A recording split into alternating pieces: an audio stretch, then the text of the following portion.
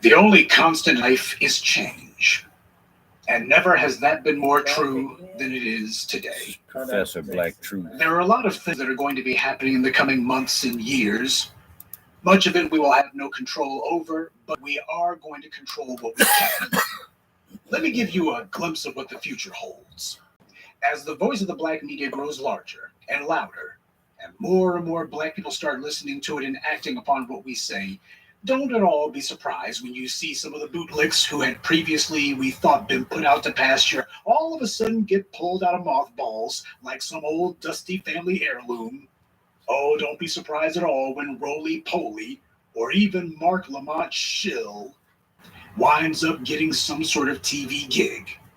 Not saying that it's going to happen for those two in particular, but don't be surprised. White supremacy's run out of tricks a long time ago. They just do the same thing, only more of it. I told you about how years ago you had this asinine effort that was being ginned up by the white media that they were going to raise up a bunch of phony baloney black empowerment counterfeits. Individuals who were going to be claiming to speak like us and saying some of our words, using some of our verbiage. And all of it was supposed to be counter programming against what it is that we do. But of course, in most of their cases, in fact, in practically all of their cases, they turn out to be nothing more than clumsy fronts for some sort of LGBT organization. And that has been a constant and consistent theme that we've seen throughout practically all of these phony black empowerment groups trying to palm themselves off as being like us. And they're pretty easy to spot. Whenever the white media decides that they're going to be giving ink to one of these organizations you never heard of, like Human Rights Campaign, or more recently, as we saw in the case of Dave Chappelle, the so-called National Black Justice Coalition, these organizations of the white media, they just sprout out like a fart out of nowhere. The white media gives them all of this attention for a single day just to see if they can get some traction, just to see if they'll take root. Will these guys get picked up? Or rather, will we fall for it? And as I and others in the black media have pointed out to you, all you got to do is look at what these guys are about. They don't even hide what they're about because they can't.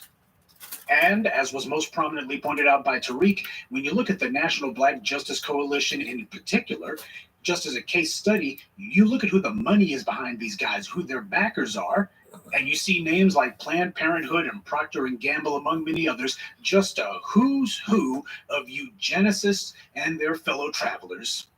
So you have the biggest and richest corporations on the planet, who, by the way, also give millions of dollars every year to these white supremacist think tanks, who create the talking points and the political and social strategies that are meant to keep the society pointing its guns and its anger and hatred at us. You see the richest people on the planet who are backing up these sock puppet Negroes.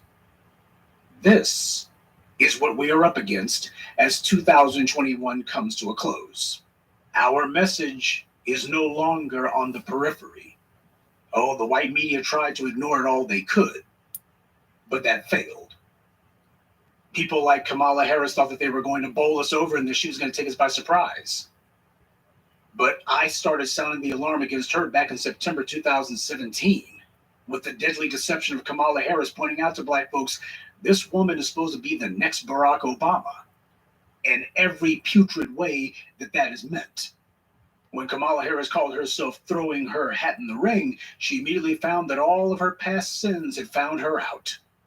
Mike Bloomberg thought to himself that because he had the white media saying black people don't care about stop and frisk, oh, black people don't care at all. Stop and frisk doesn't seem to be hurting Mike Bloomberg's campaign standing at all. Why, the polls, he seems to be doing okay.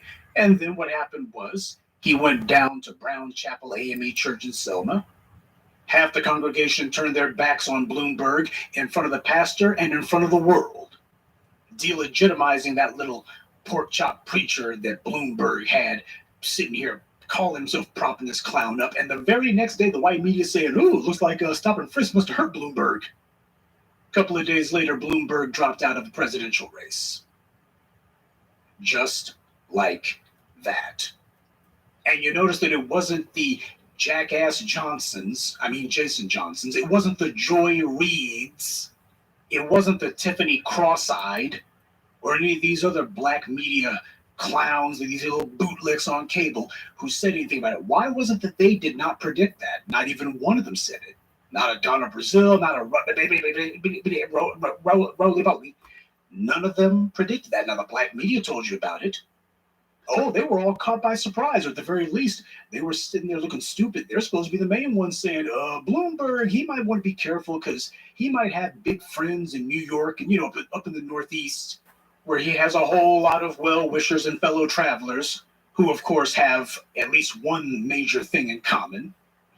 But as soon as he gets outside of New York, where all of his little white media buddies are no longer able to sustain a bubble for him, he's going to be out in a whole new world. It's going to be a whole new world out there because he's not going to have any sort of insulation from the media. Nobody's going to be able to pick any privileged angles or be able to put a slant on the coverage. Same thing Kamala Harris found out the hard way. And when Bloomberg was forced out of the presidential primaries by the black polity, you notice that the Joy Reids and the Don Lemonades, they were not sitting there saying, oh, we should look at this. This is important. What it shows is that black people are able to force presidential candidates out of the race. They didn't say that at all. They did not at all acknowledge the power of the black vote. These are supposed to be your black mouthpieces on cable. They're supposed to be the ones who the white media would love you to think speak for you and me. These clowns have no idea what's going on with the black street. They have nothing but contempt for the black street. They saw that we were able to crush presidential candidates. And they're also looking and going, dang, if these guys are able to crush presidential candidates, hell, they make short work of us if our white media paymasters decide to toss us overboard. Before we go any farther, just keep in mind, this is not a matter of we judge our success based on how many of the black bootlicks that the white media decides to cut from the payroll. There have been a number of civilizations over the millennia who have tried to be a bunch of little white nationalists.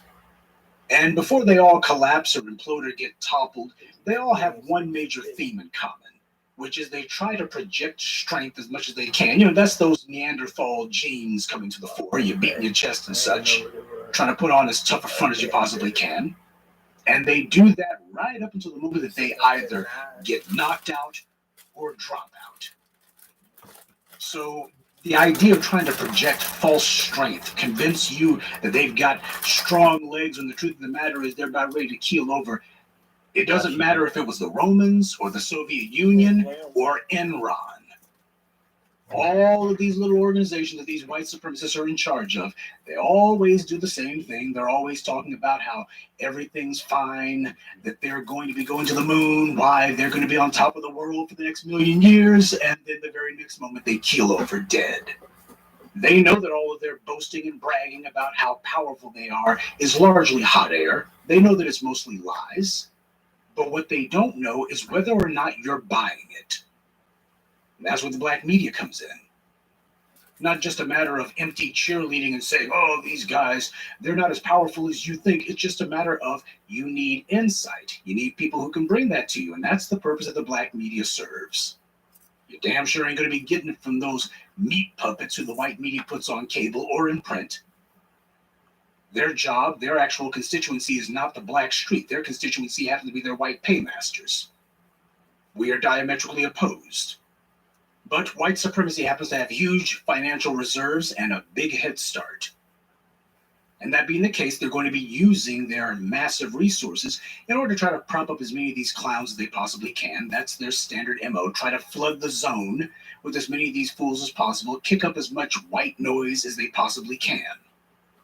Cause or create as much confusion as they possibly can. And then, while everybody is distracted, white supremacy will either go about trying to acquire what it can or doing what it can to repair the damage done to it, to preserve itself, all under the cover of chaos. Well, the black media is here to shine the light of truth on white supremacy, to make sure that you stay focused. Now, keep in mind, we don't do infotainment here. I damn sure don't. Unfortunately, a lot of our people have acquired a taste for all kind of buffoonery. The message of the black media, it is agreed upon by all black folks that the message of the black media is valid and true, but unfortunately, especially with our people, there's a big difference between what they know that they ought to be consuming and then what it is that they actually open their minds to. Black empowerment is not for everyone because not every black person deserves to have it. And we need to be honest about that. I've been telling you for the last 15 years, we have to take a hard-nosed approach to our power. So before you go calling yourself listening to any new fools who pop up overnight who the white media puts in front of you, oh, this is the National Black Justice Coalition. This is Human Rights Campaign. This is Black Pack. This is National Black this. This is Urban Black that. Before you go calling yourself opening your ears or your mind to any of these new jack fools who just popped up out of the ground or dropped out from the sky just yesterday, you might want to pump your brakes. You already have a black media that speaks for you. You already have voices that are speaking in your interests. We don't look for celebrity endorsements, and we do not seek any corporate sponsorship. That's the lesson that everyone should have taken away from the whole ADOS scandal. You got individuals who are trying to find gainful employment with Byron Allen. And by the way, Byron Allen, he won his little lawsuit. He got what he wanted. And just out of curiosity, how has that changed our lot even one iota? Has it done us even one scintilla of good? Can you see anyone other than Byron Allen who's gotten something out of his courtroom victory? It's been a few years now. You would have thought that something would have changed, but nothing changes because that was never the point. You can readily identify the real from the phony by who it is who actually participates and who regularly associates themselves with this black empowerment message. See, there's a reason why we're as strident as we are about this message. We want to have absolutely no ambiguity about what we're about. You see, if you're some Negro who's hoping that you're going to get yourself a TV deal, hello Issa Rae, hello Agent Duvernay, hello Hannibal Buress. If you're one of those bootlicking scumbags, then of course you already know exactly what the white media script is. You know what it is that they want you to say. You know how to be one of their Negro friends. You know exactly how far you better not go. You know exactly what it is that they want to hear. And you also know what it is you better not say. See, if you're hoping to get yourself a contract with some white media company, if you're hoping that they're going to be having you on one of their weekend shows so you can get some quickie appearance fees from them, well, you understand what the boundaries are. So when you see the black media talking real to people, saying exactly what it is and not backing down even one bit, when you see us saying things that threaten white supremacy, you also understand that those white agents and white managers and those white business reps and those white executives and producers that you want to be on the good side of because they're the ones who you're wanting to get a check from, you understand that you can't talk like this. You also understand you can't be seen associating with people like this. And you know what? That's fine by me. The black media is not trying to be some sort of clout chasers. We're not interested in saying, oh, look who we bump elbows with. We're not part of the cheese and croissant circuit. But we stand up for what is in black people's interest, and we stand on it, helping to put a spine into what up until this point have been a largely spineless people. We need to call it what it is. That's how you get somebody like Colin Kaepernick, though I gotta admit he's been keeping some strange company these days. But also that helps to embolden people like Dave Chappelle. When these guys see and hear the message, you better believe people like him, they definitely have heard the message that we've been saying. And they know that they're not alone. It was not the white media that gave Dave Chappelle or Colin Kaepernick, John Boyega, or whomever permission to speak the unspoken. It was not the white media that said that it was okay for them to point out the anti-black racism from the LGBT.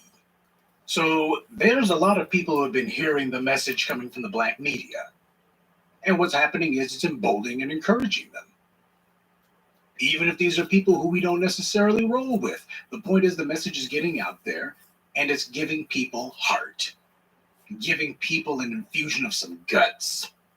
So the white media's classic game of pretending as if these angry black voices out here, oh, these guys, they don't exist. Just ignore them, they'll go away. We didn't go away. Some of them have, though. But to be bluntly honest, I am not so much concerned about what it is that our enemies are doing as I am with what our response to it is. I'm much more concerned about what it is that we're doing. because that's going to be what determines whether or not we win. We are not here merely to observe the white media or to give our opinions about the propaganda they put out. We are here to attack the white media. Why is that important? Because attacking the white media is a crucial aspect of delegitimizing them. We got to make it where they have no legitimacy in your eyes.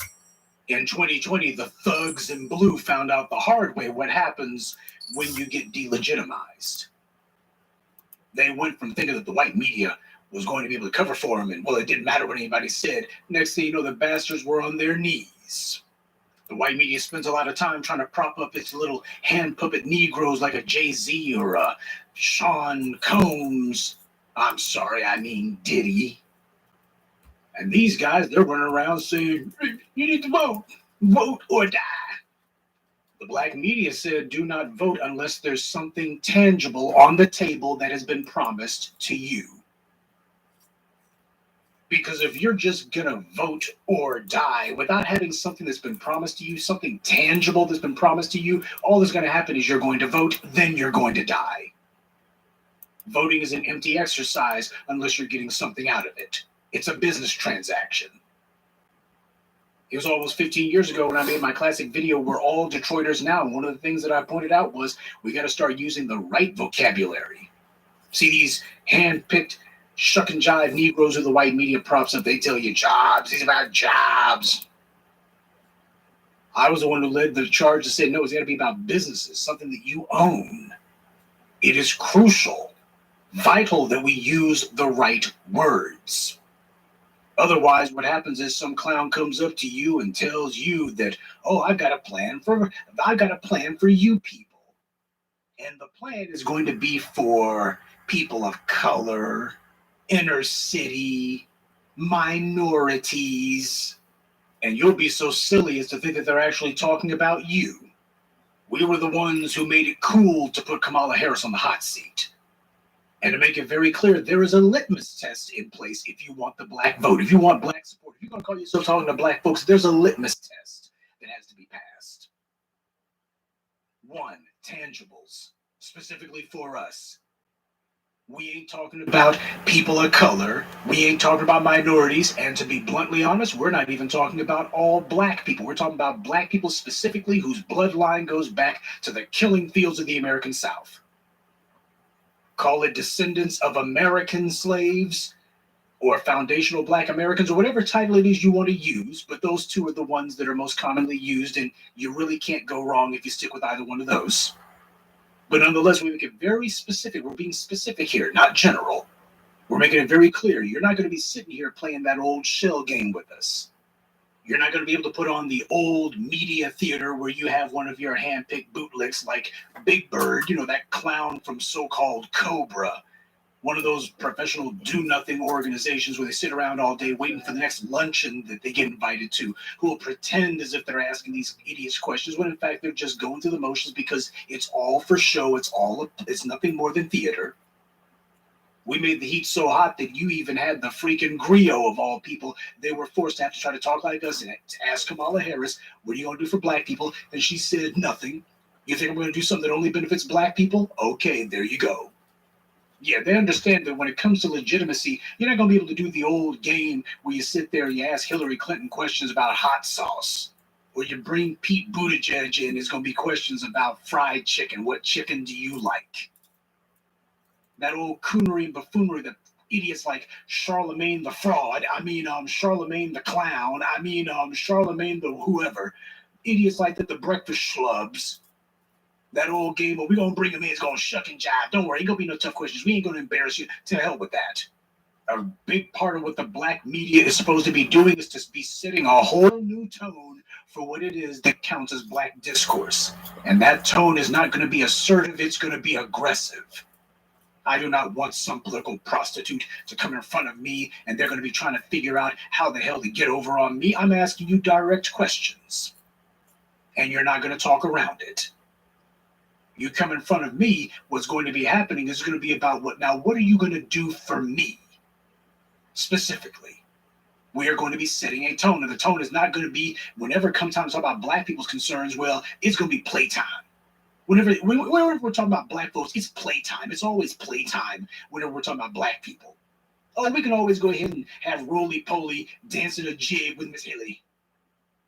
We can have the breakfast schlubs asking Pete Buttigieg about fried chicken and asking Hillary Clinton about hot sauce. We can go ahead and do that because whenever we're talking about black folks, it's not supposed to be a serious conversation. We're not supposed to be speaking seriously because black folks can't handle a serious conversation. And that being the case, we want to reinforce, well, black folks just don't like that. The hell that they don't. We understand that's the white media using their influence to do programming. And the programming is they're trying to condition you as to what to expect whenever it comes time to talk about black people's concerns. So part of what the black media has done is to make it very clear. You come in front of black folks, it's going to be about the money. Where's the bread at? Don't you want to talk about dancing? No, I don't, unless you intend to dance and jig right at the damn door. We're going to be talking about money. This is business. And that's the tone and tenor that is supposed to be set. These are the fools who try to make it into some sort of half-baked love fest, playing the old game of, oh, well, the Democrats are our friends, and we don't ask them any tough questions, and we just believe whatever they say. To hell with that. 15 years ago, I pointed out that the mission of the black media was to take control of the social discourse within the black community and to elevate the debate. 15 years later, that is what we have done. We have taken control of the discourse. We got all these bastards who at first were pretending as if they were going to overtake us. They couldn't. Pretending as if they were going to ignore us. They can't. And now they're trying their best to do some half-baked impersonation of us, and it ain't working. And as far as elevating the debate goes, yeah, all of that coonery and buffoonery, all of that buffoon entertainment television talk, all of that, we're just going to pretend as if we're all just buddies here. That stuff is starting to go away. It's gone in a lot of quarters, and the few that is still there, it's evaporating. We have elevated the debate. Talking about black people is going to be about tangibles. It's going to be about business. It ain't going to be about feelings. We want to talk about our feelings, damn feelings. Cut the check. And these damn race soldiers who you are propping up and who you are funding and letting these bastards run around killing black folks, you ain't doing a damn thing about it. We're not talking about police reform. The only way that you can reform the police is to punish them. And punishment means life or it means capital punishment. But what it does not mean is any sort of paid vacation on the taxpayer dole. And it does not mean you get transferred to another police department. It means full stop, go to jail. Do not pass go, do not collect $200, just go straight to jail. That's what it means. We are defining what the discourse is supposed to be. And we are elevating it. No more of this Roscoe's chicken and waffle type talk. No more of this beans and cornbread conversation. We are taking the power out of the hands of these bootlicks of the white media propped up as their safe Negroes who you already know what you're supposed to do. You got Roly-Poly Martin slipping Donna Brazile the questions. It's all just theater. Nobody gives a damn because when you deal with black folks, it's never to be taken seriously. Well, now they know that there's a force out here to be reckoned with. No, not me. You. You are who they're afraid of. The only reason they point their guns at us happens to be because we're the ones who are saying what you're thinking. We're the ones who have been saying what you've been saying. And helping to aggregate enough black people and to collect enough black people together with a voice loud enough to be heard. They want that process to be stopped. But ultimately, it's not what Professor Black Truth is saying. It's what you've been saying. Yes, a lot has changed, but not nearly enough. However, we are relentless. We understand that this is a marathon, not a sprint. And who wins depends on who it is who's going to continue fighting no matter what. We're not going to allow ourselves to be distracted. This is not about trying to hope to ourselves that we can calm these white supremacists down before the next commercial breaks so we can go back to watching the Real Housewives of Who Gives a Damn. This is not about us being pathetic and hoping that a lifelong racist like Joe Biden is going to do right by us when the man's damn near at his grave at this point. He's older than dirt at this point. And here you got some Negroes stupid as hell talking about how, oh, he gonna do for black folks because he knows what'll happen if he don't because of the uprisings last year. As soon as he gets in office, first thing he says is, damn you niggers. I won't even return your phone calls. You know those promises that I made? Psych. Ain't none of it happening.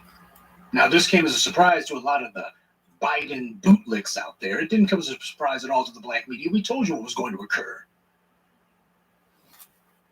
The problem is not so much that Jim Crow Joe became president. It's a matter of he had a bunch of black folks who were sitting here hoping against hope that he was going to go against what he's been doing for the last 50 plus years. That this man who has been an unabashed, relentless anti-black racist longer than most of us have been alive, and yet some Negroes were still desperately hoping at this late date that he was going to do something else. See, we can't blame all of it just on white media programming. Sure, their media monopoly makes it where they can tell a bunch of lies endlessly. But the real question is, how many black folks who even consider themselves to be smart enough, oh, I listen to Professor Black Truth, I listen to the other new voices of black media, and yet when we tell you, hey, this Jim Crow Joe guy, he's no different and no better than Donald Trump. Oh, well, no, man, he know better. We can't, that Trump dude, he crazy. No. He's not crazy. He's just an honest white supremacist. And that scares a lot of black folks. Because for the longest time, we've been playing the game of, well, we need some polite white supremacists. You can be white supremacist. Just be polite. Do you have to call us nigger, though? As far as I'm concerned, I am not scared of a white supremacist at all. So them being honest, as far as I'm concerned, good. Now we all know where we stand. See, the problem with having the orange-skinned bigot in the White House was you couldn't deny that he was a racist. You couldn't sit there and pretend as if it wasn't what it clearly was. And with him in front of you, now you feel like, oh, God, I'm going to have to actually get up and confront white daddy. I just can't do it. I just can't do it. And then when the pain got great enough, when the insults got great enough, all of a sudden you had some folks who said, well, hold on, man. We can't be just letting you run all over us like this. Then people started standing up and started stepping forward, and that's good. Joe Biden was meant to be nothing more than hitting the snooze button. So you had folks who were starting to wake up, some of them who had been in a coma for the last 50 years, but some folks were starting to wake up. So the powers that be needed to hit the snooze button again, and in comes Jim Crow Joe with Kamala Harris. So you have two lifelong white supremacist foot soldiers, one who wrote the laws meant to imprison black people, and another one who broke a ton of laws and violated the Constitution 5 ways from Sunday to lock black folks up and keep them in prison. Yeah, those two, they were made for each other, but they weren't made for us. These are the forces arrayed against us. Not that they're new, but the thing is, this is the challenge, the fight of our time. This is the work that we have been called to do. The holy and hallowed work of toppling white supremacy, crushing it to dust, never to be seen or heard from ever again. We're doing God's good work, and I do mean we. All of us have to be behind this. All of us have got to put our shoulder to the wheel, and all of us got to put out effort for this. White supremacy did not arise simply because a handful of people. It was a lot of folks who got together to create the most evil plan, the most evil machine in the history of the world. We're up against an organized offense. We require an organized defense. White supremacy is a team sport. Black empowerment also must be a team sport. We don't have to have a team as large as theirs necessarily, but our team damn well better be the most motivated. If there is any one thing that I would hope that you've taken away from the last 15 years of the work that we've been doing, it is to stop being scared. Stop being afraid all the time. As Stokely Carmichael said, all the scared niggas are dead. Well, unfortunately, he wasn't right about that. Maybe the scared Negroes in his time were dead, but looks like their genes had successfully been passed on. A lot of black folks, they just like being scared of white supremacy. They don't even know why. It's just the boogeyman that they love to quake in their boots over. Stop believing the lie that this white supremacist over here who tells you that he hates you is somehow worse than this other white supremacist over here who says, I'm not going to do anything for you. Power isn't reactive, it's proactive. Power does not look at the landscape and try to adjust to whatever's going on. Power tries to take control of the landscape. The reason that we talk so much about the 2020 election is not because it's about Biden or Trump. It's about what you're doing. It's about whether you're still waiting on the people who oppress you to free you. Both of the major parties were created by white supremacy. Democrats created by Thomas Jefferson, a slave owner. Republicans established by people like Abraham Lincoln. He wasn't the founder of the Republican Party, but he was one of its early members. I say that for the people who don't read or pay attention so well. And yet, Abraham Lincoln was the one who said he didn't believe in the equality of the races. He would see the superior position assigned to the white man. Hell, Thomas Jefferson couldn't have said that any better. So both of the major parties are in fact inventions of white supremacy, which is why when it comes to black people, there has been a complete and thorough continuity of policy. It doesn't matter if it's Democrats or Republicans, they play off of each other. And it is being naive and stupid to think that politics is about friendship. Neither one of the parties is your friend. This ain't about friendship, it's about business, it's about getting ours.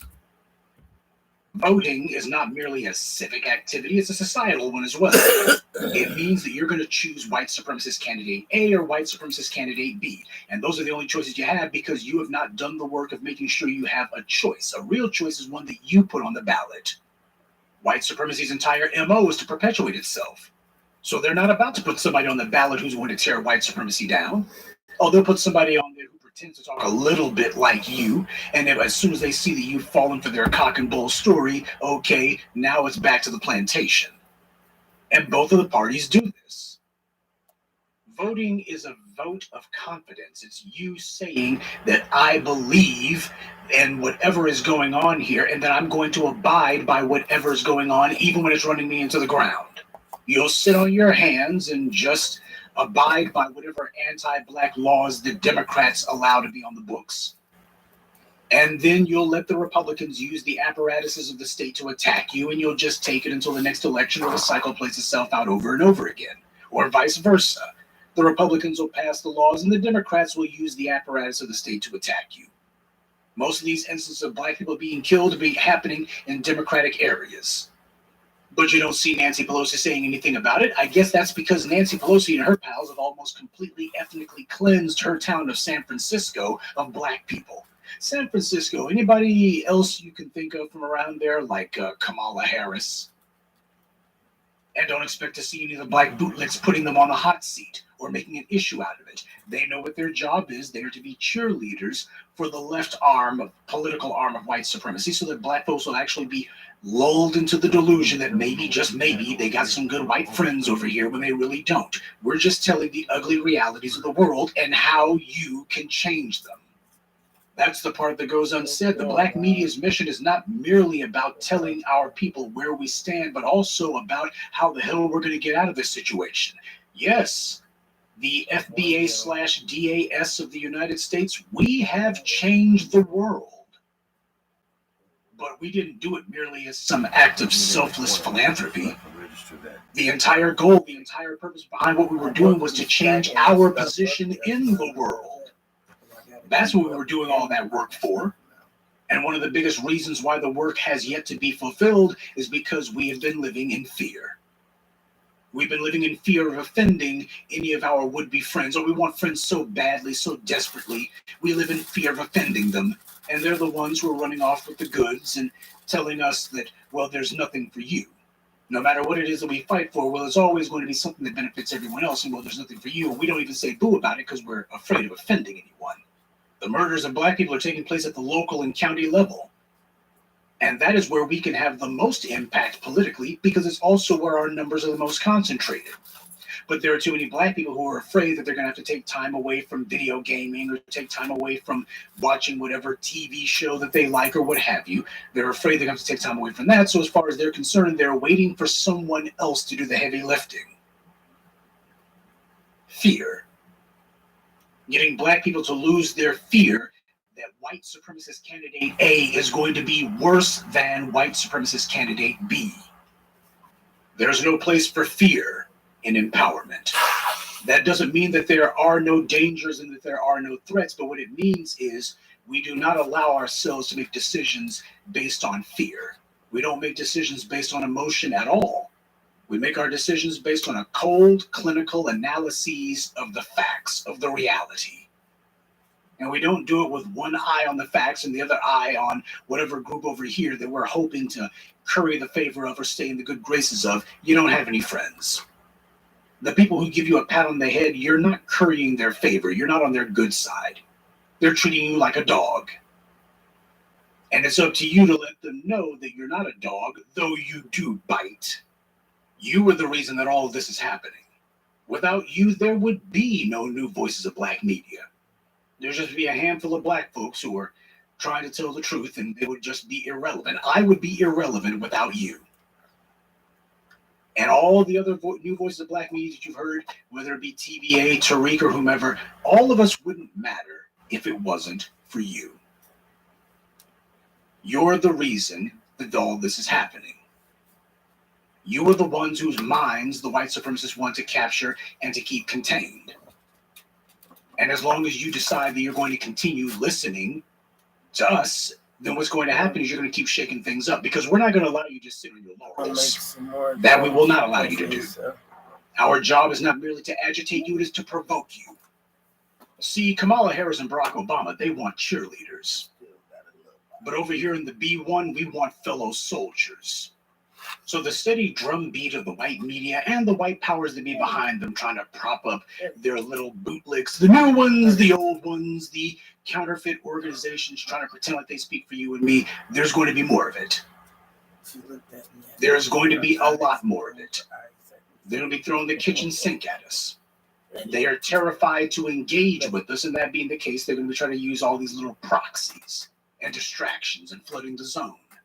Whether or not they're successful will depend entirely on you. If you are focused, if you are dedicated, then they're going to fail. They've already failed before they even begin.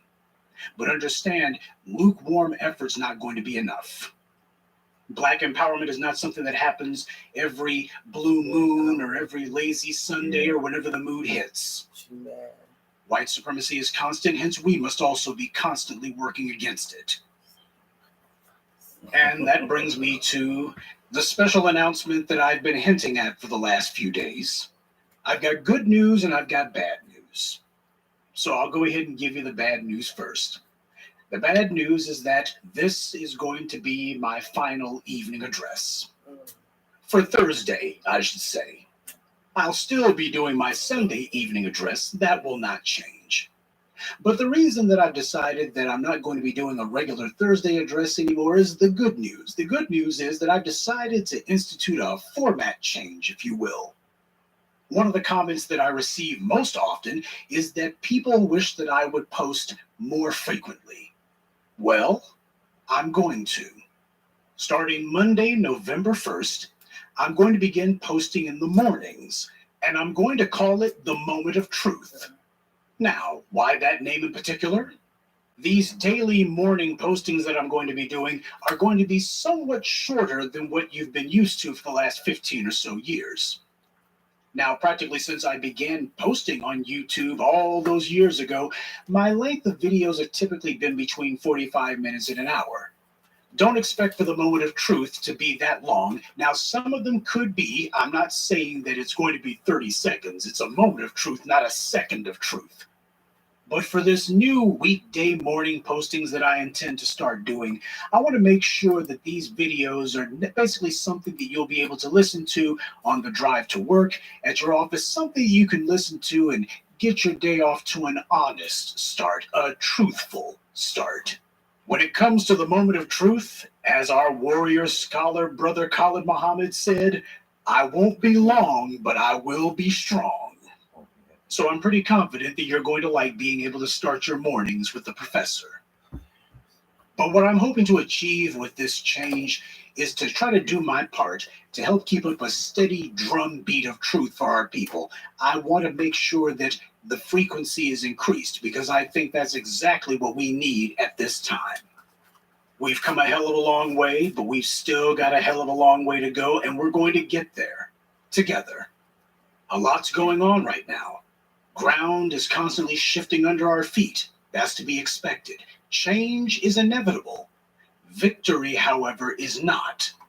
Unless we are relentless. Unless we are unapologetic about what we want. Unless we are black first.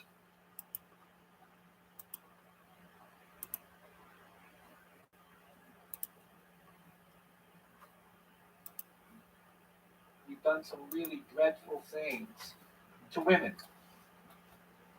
Oh, okay. They don't know they're going crazy. What's the matter with you? Your ass. You over there dozing off. Yeah, I'm dozing off, but then I was just hearing shit. Trying to figure out what the fuck I was hearing. It was this fucking TV because you